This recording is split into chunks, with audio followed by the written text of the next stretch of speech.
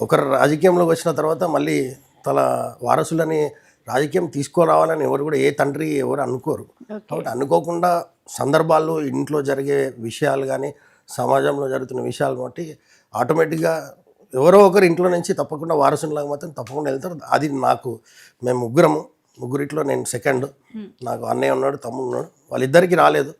నాకు అనుకోకుండా అది పట్టింది కాబట్టి వాళ్ళిద్దరు కూడా అబ్రాడ్లో వెళ్ళి చదువుకున్నారు. నేను ఇక్కడే గ్రాడ్యుయేషన్ చేసి MBA పూర్తి చేసిన ఇక్కడే.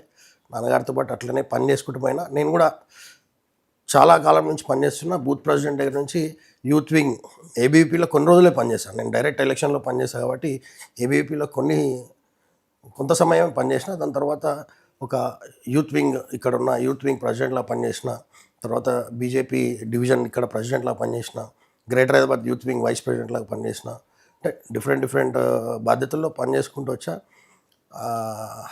గత ఎన్నికల్లో నాకు కూడా కరోనా సమయంలో చాలా సేవా కార్యక్రమాలు చేసిన. ఇక్కడున్న మా డివిజన్ ఒకటి వరద ప్రభావిత ప్రాంతం.